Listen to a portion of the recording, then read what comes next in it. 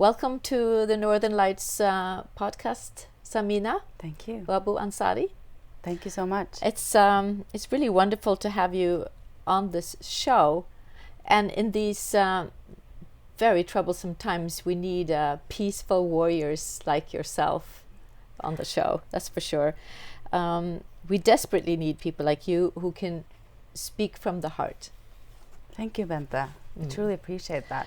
So we're here at the House 21, and together we will explore how we may rediscover humanity during an extremely troubled time of history. And you address some of these issues in your new book, When the Almond Trees Bloom. And that has already received a very warm welcome. And I'd just like to initially say some words about that myself.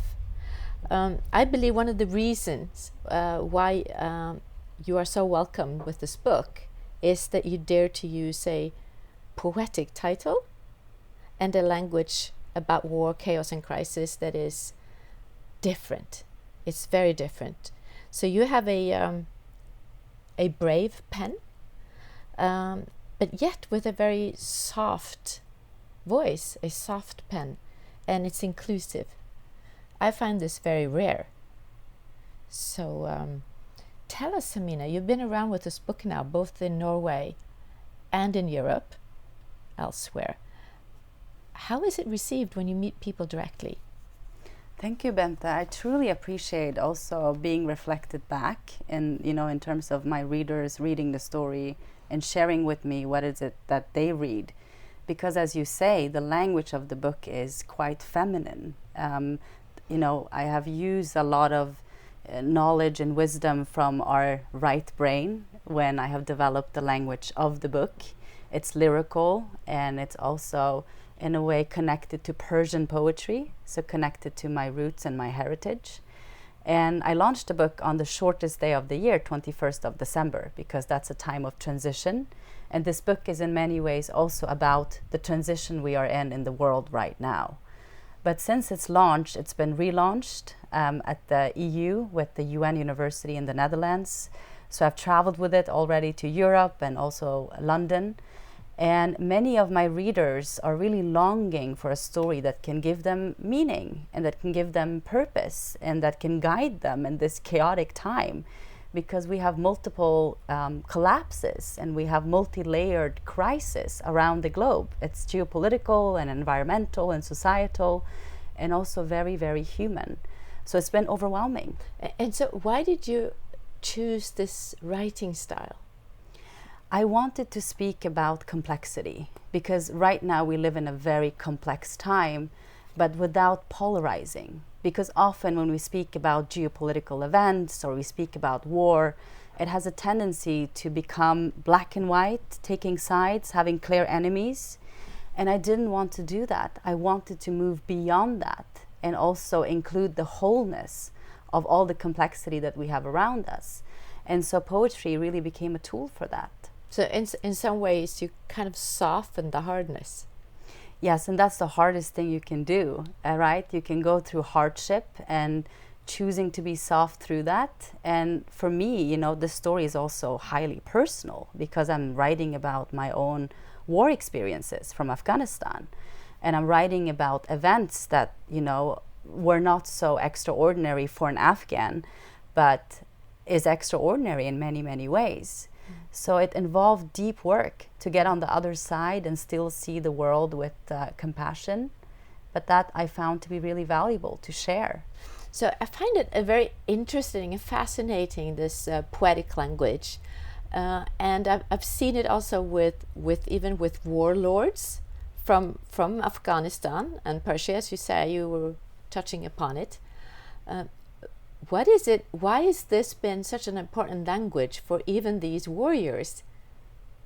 So my father was a general in the Afghan army, and he was a general from, he became a soldier at age 16 during the Soviet invasion of Afghanistan, and then sort of climbed the ladder, really trying to protect his homeland. Like that was his intention. But he also became a poet along the way because he was writing about the events that were unfolding around him. And one of the things that he said to me, and when I was writing this book, I had many conversations with him. One of the things he said to me was that when the world around you is uncertain, you seek the inner landscape in yourself. You really roll into yourself. And I believe that our inner world is poetic. I believe our inner world can hold complexity and beauty, even if the world is troubling and hard. And so I think it's been a tool for many people to also not just survive war, such as warlords, but also speak about, what happens in war. Because there's also life where there's war. And we see it in the world right now. I mean, the Middle East is on fire. But at the same time, what I am thinking about when I see these events unfolding in the Middle East, I'm thinking about the Persian history, which is 5,000 years old. And I'm thinking about, what about the monuments? What about the heritage? What about the culture? And also, what about the earth itself? Because that goes beyond lifetimes. It goes beyond the people that live right now. And so I also believe it's also about that area of the world that has also been an epicenter for art and poetry. And it must be sometimes also both sad and a bit devastating for you to reflect on what is going on now, especially with Iran, as it has many resemblances to Afghanistan. I am not surprised, Bente, I must say this, because Afghanistan was a mirror to me. Afghanistan showed me the pattern of the permanent war, which in many ways, has the same, you kind of see the same things happening in many other places in the world. History repeats itself. History repeats itself, and also the patterns that have been very much alive in large parts of the Middle East and North Africa, the divide and conquer. Because in Afghanistan, people have been very divided. At the same time, the country's been conquered by powerful forces. The same I see in Iran, and the same I see in Palestine, the same I see in Sudan. There's so many places that shows us that we need to do something about the machinery of war. It's not just about the actors that are warriors, but it's about the system itself. I think we should talk much more about that, but I want for the audiences to be more acquainted with your background. And since you mentioned already your father, the general, so you're a daughter of an Afghan general who both fought against Taliban and Al-Qaeda.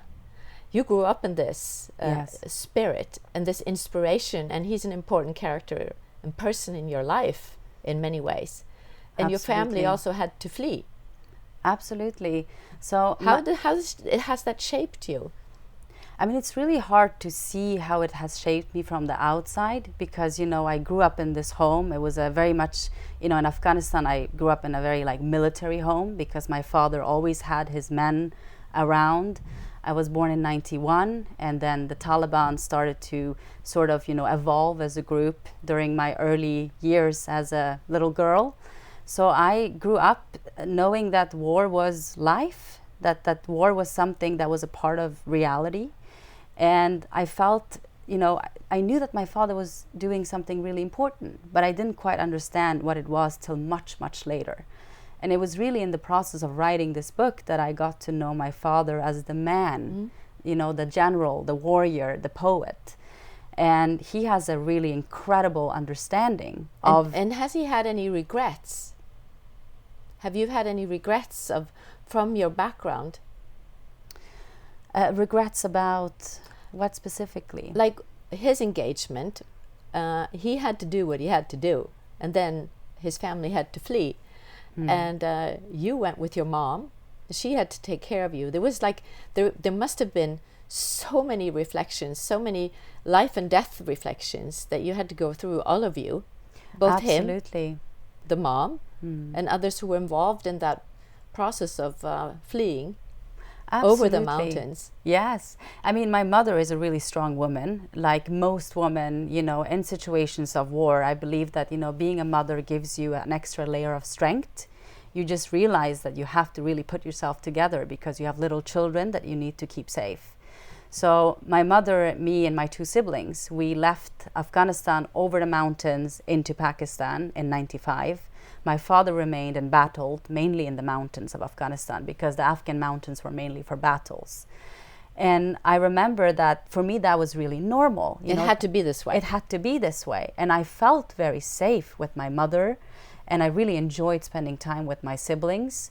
But I could still feel this like underlining insecurity, this underlining like fear, like not knowing anything about what is to come.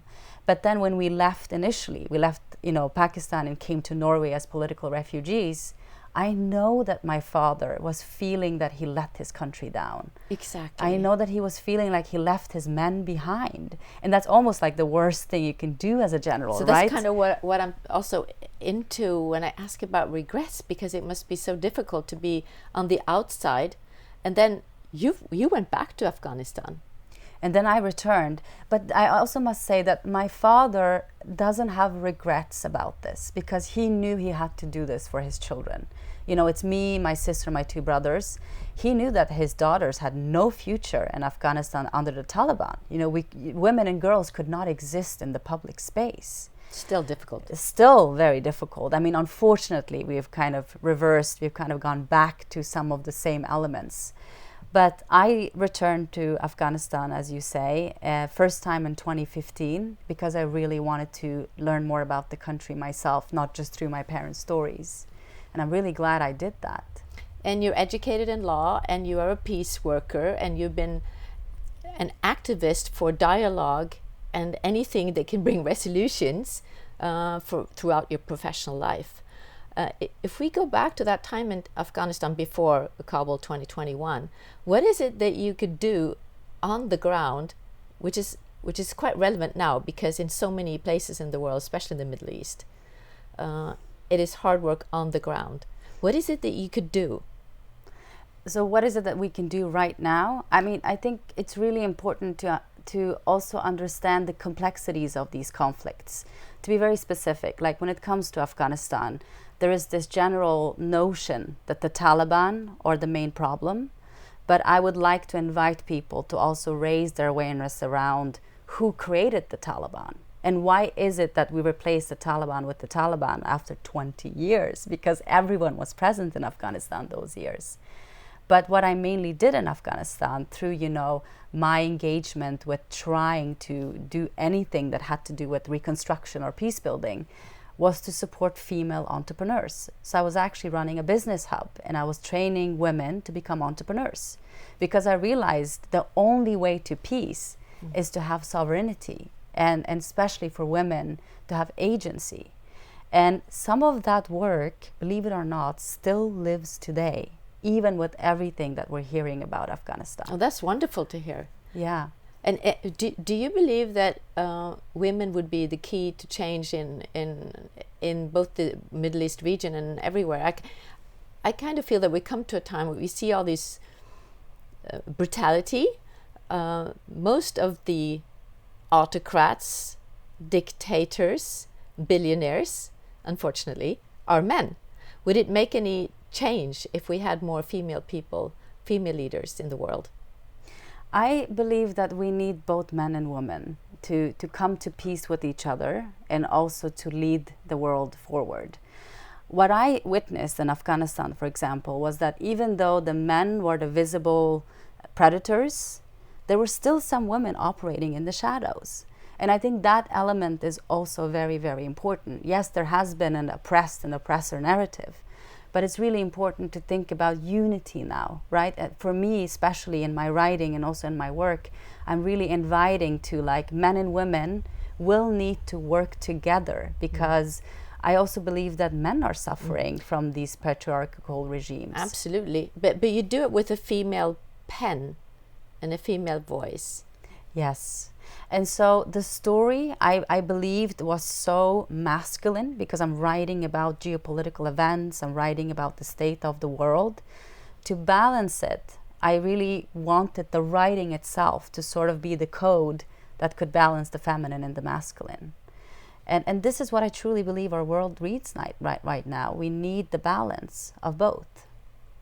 So let's bring this back to the book. And so today, just as we speak, we know that there are there is an ongoing war. There is bombing of Iran. There is spreading of war to the wider region in the Middle East. No one knows how this is going to evolve the next weeks and months. And there are no-fly zones of many international flights from the region. And imagine, Samina, when I read your book, it's just a few weeks ago, I brought the book with me on an air flight to Southeast Asia. And I was reading in the middle of the night, and I had been watching over into the sunset. You could see the Himalayas, Pakistan, Afghanistan, as we were getting closer to Southeast Asia. And I was surprisingly for myself grasped by your words immediately. It really came to me as a very heartfelt told story. And you open up with words from Jotunheimen, which is, for those who don't know, a very iconic mountain of Norway. And that in itself was also fascinating. What is it about the mountains that is so majestic and has such an impact on the way you think and feel? I mean, the mountains, they don't judge you. Like, the mountains are just standing tall, and they're always there and give you perspective. And in my story, in my life, you know, I've been on a quest to really find home within myself and also out in the world. Because if you can think about, you know, a little girl, age 4, is kicked out of her own country, kicked out of her own home, without doing anything wrong, and then really being on the search of finding that space that really tells you that you really belong here. For me, when we came to Norway as refugees, the mountains were the place where I felt like I'm just held here and I can be whoever I want. It doesn't ask questions, it doesn't want anything from me. And also, I must say, the Norwegian mountains are truly, truly magical because they're lush and there's water there, it's green. And this whole book is a mountain hike, right? I mean, you go through this hike, and while I'm hiking, I'm reflecting on everything that I've carried within me that I would very much like to share with the world that's going through, you know, a very chaotic time right now. And as you've noticed, I write a lot about pain. I really explore the element of pain, because one of the things that I feel have led us here is that we have avoided pain for a really long time. And then now we have, you know, leaders that are really angry. But first, a little bit more about this, the feeling that you have in the mountains. I thought it was almost dreamy to see, like, you write about the Norwegian mountains. That's your opening words. And then for me, and I think for very many Norwegians, we also feel that connection. We feel that connection very strongly to nature, to the mountains. It represents freedom. You can think freely, and you can be yourself, and you can also be in solitude if you want. And then I was thinking, for you, it's so much more, because it's also, so it reminds you of the rugged mountains of Afghanistan and your heritage, but it also was the routes that so many refugees had to take. So the mountains represent so much more. Yeah, absolutely. But you found peace again. I found peace in the mountainside. mountains, yes. Also because it connected me to my own nature. I also believe that, you know, we have created a world system that mainly comes from our mind, and we've forgotten our bodies. And the mountains really remind us that we have a body, because you have to take one step at a time to get somewhere.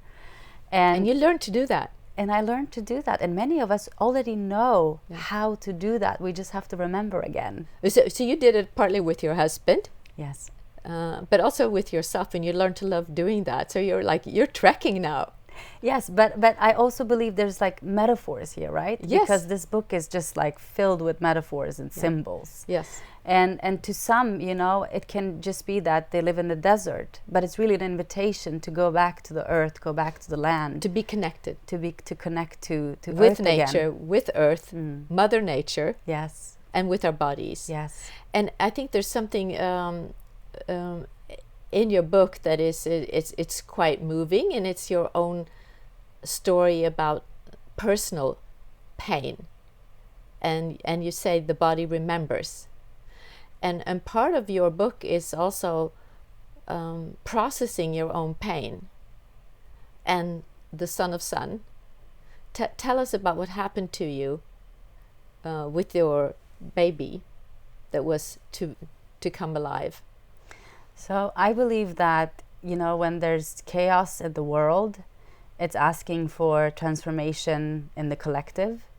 But when you go through a personal crisis, it's really inviting you to do something, you know, change something about yourself. But then, you know, I was pregnant with a little boy, and we thought he was perfectly healthy. But 5 Your months first? in, my first child in many ways. And 5 months into the pregnancy, we discovered that he was not going to make it. And so I had to let go of him.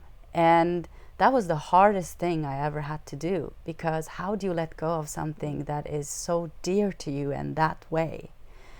But letting go of him also became a gift for me, because he taught me that, you know, I had to fill that loss with love and hope that could grow much bigger than the pain.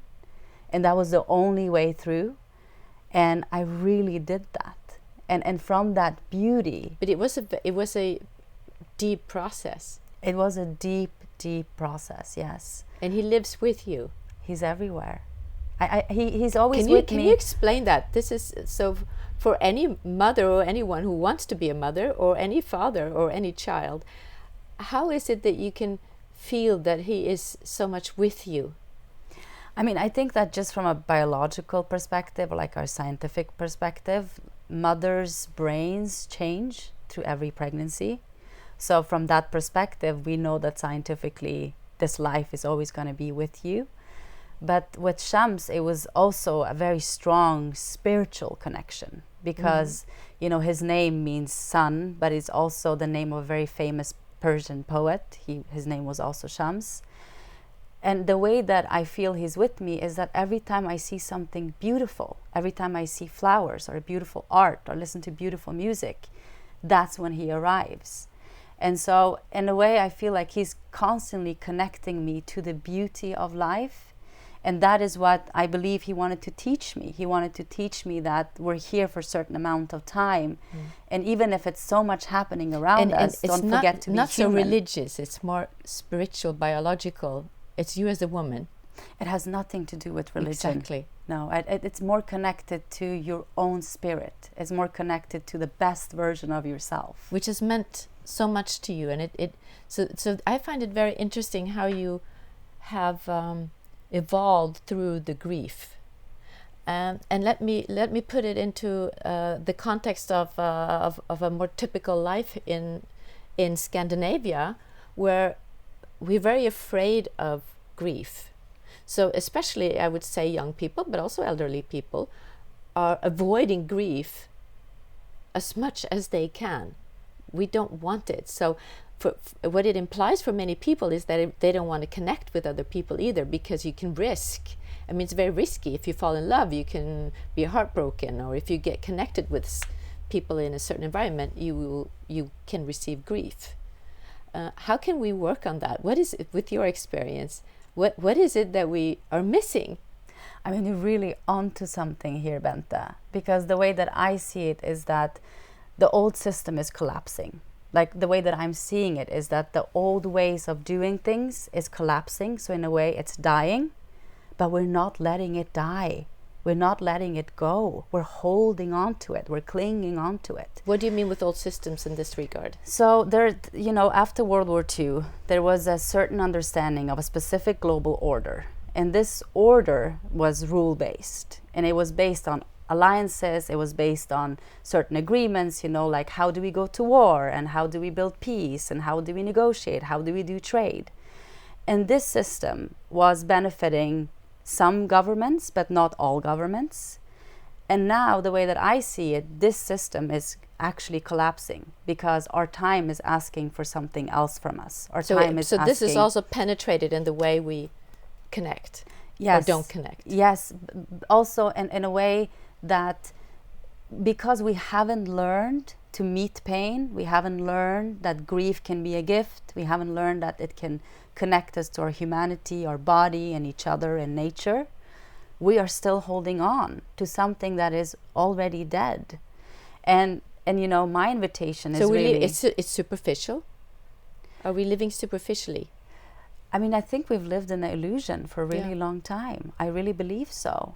And now, you know, if you start working on, you know, connecting more to yourself and your emotions and your body and really respecting it as part of, you know, your whole self, and everyone else is doing it, I think collectively we can really shift and change, and we can collectively shift and change and be more prepared for a new time, because times are changing. Does this mean that you believe in changes that have to happen from within and from below rather than from the top? You don't believe in the big institutions.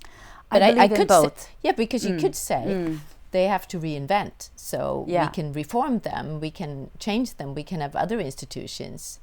I believe that both are necessary right now. I mean, the world is asking us to both work within and work with the structures outside of us. So every single person that has the possibility and the ability is really encouraged to do both. Really work on, you know, on your own patterns, and at the same time look at the world and see what can you do outside yourself as well. And they're both connected. You know, it's everything we see outside is already inside. It's all connected. Yes, but so the window or the perspective that we have is often quite narrow. It's what we see right outside. And what I read from what you're saying is that we need to have a much larger perspective.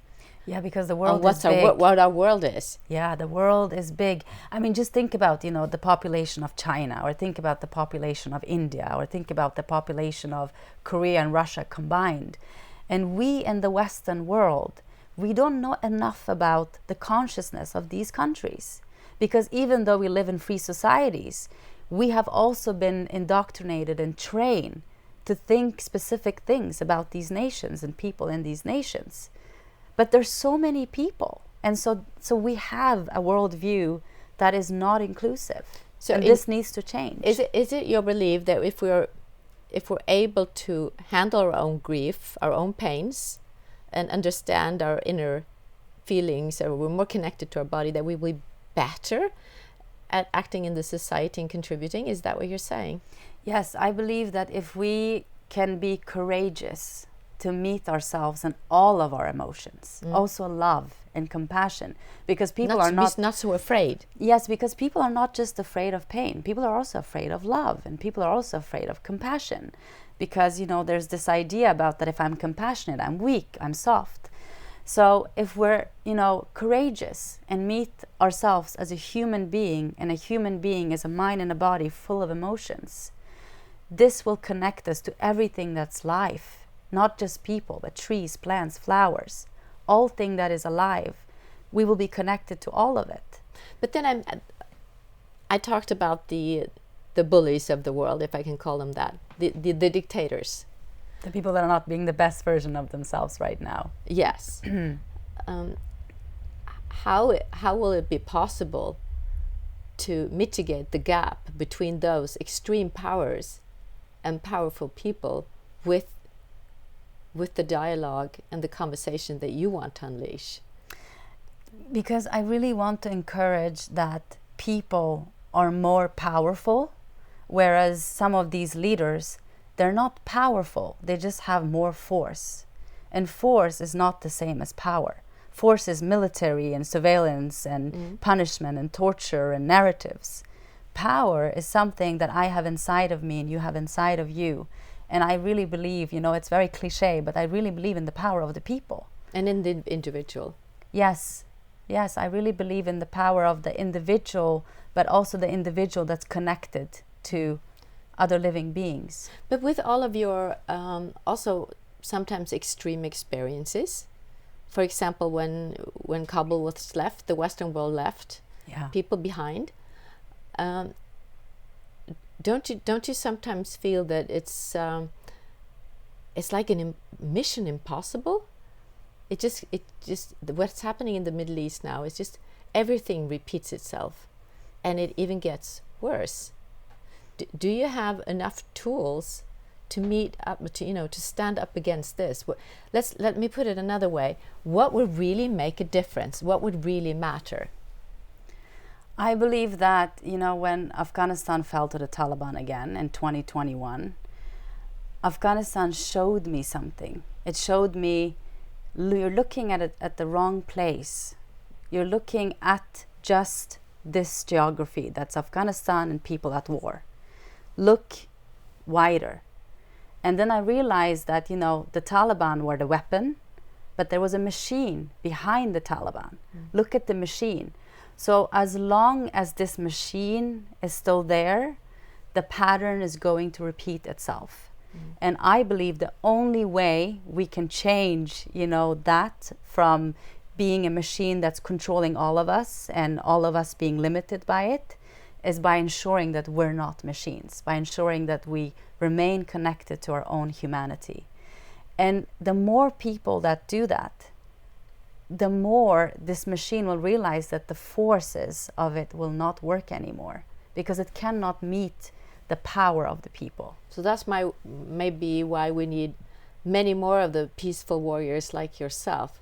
But tell me, when you go into these dialogues that you do now, one thing is the book tour, but you're also entering into rooms of, let's call it change makers, or people who want to create a different atmosphere. For example, in Portugal, you're doing this spring. How is it that you work? What are the methods? And what kind of people are actually willing to be a part of what you're talking about? I mean, there are so many founders, believe it or not, like entrepreneurs, that's really interested in the book and interested in the information of the book. Because by being an entrepreneur, you're truly like building something. Like you're building a company, you're building a team, you're building a culture, you're building a product. So you're initially a creator, right? You're a creator of something that is bigger than yourself. And by being that, you're also changing a system, because you're building a new system. So if you can carry that consciousness that we're talking about right now, that philosophy of being connected to your humanity and building from there, then I believe that you're truly making a difference. And so in Portugal, I'm going to meet other founders and investors that's really, keen on building companies and building infrastructure and value chains that is more connected to life-giving as opposed to life-taking. Do you think that philanthropists, business people, innovators will be ahead of politics by far? They already are. Yeah, so that would be where the change can happen. Yeah, they already are. Through those communities. Yeah, change can happen from anywhere. But I believe that when it comes to entrepreneurs, I mean, they're already change makers. They're already creating things that we don't have solutions for. Do you miss that in Norway, by the way? That we have a more entrepreneurial spirit, and that we actually, because the way I see Norway, we are often quite complacent. Can be, yeah. And we don't need to relate to the world as much. Even our economy profits from war by oil prices going up. So people can sometimes, just, this is not us, this is far away. I mean, Norway is a very interesting country because we discovered oil here in the 60s. And before that, you had a bunch of farmers and fishermen. And so I think be patient with Norway. Give Norway some time, because this system will also collapse here. It's a fair point. I think something is ongoing right now. There is. You can see like movement. There's something, not fast enough maybe, not profound enough maybe, but something's happening. So we're talking here at House 21, which is a community for change makers, internationals, and there are more and more people, of course, wanting to be engaged. But the majority, I don't think, really feel that they need to be a part of this. But at some point, we're almost getting there, that it's not a choice anymore, because either you change or you collapse. So, I mean, that is coming. It's just around the corner.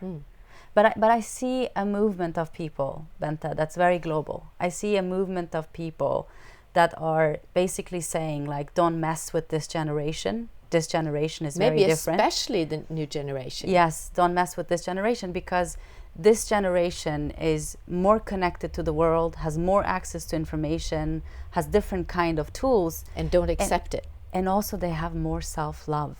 They have more self-love, so they have boundaries, and they will not accept to just be like a little piece of a machine.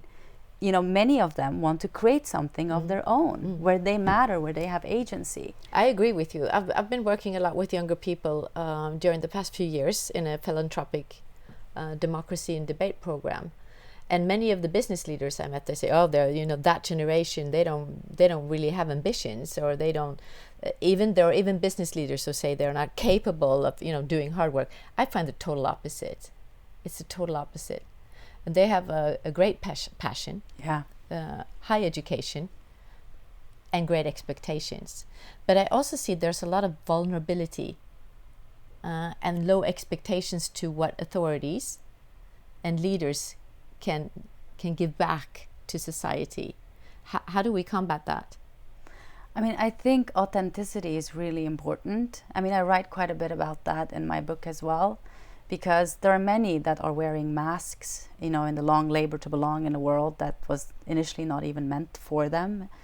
That, you know, there's more and more people that is really choosing to be authentic. And, you know, being authentic is very, very vulnerable, because you will not always be liked by absolutely everyone. Speaking truth is dangerous in many spaces.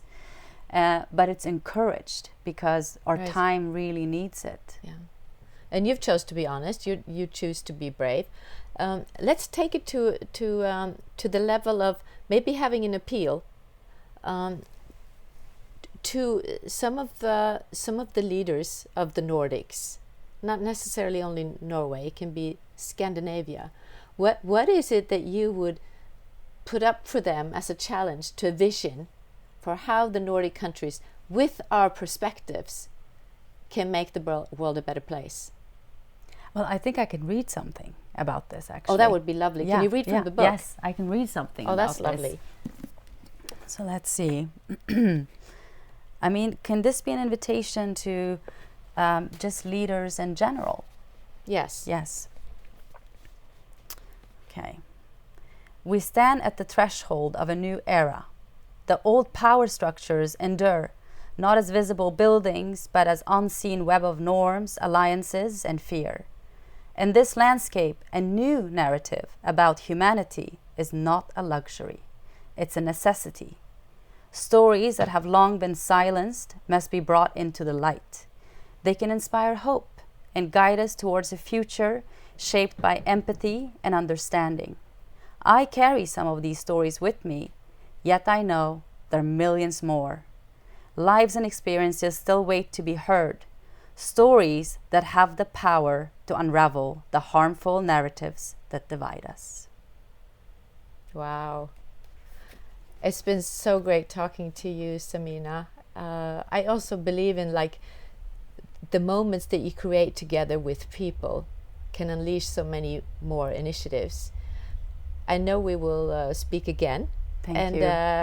I hope everyone who follows this podcast will stay tuned. Thank you so much for being with us here at House 21. Thank you for having me.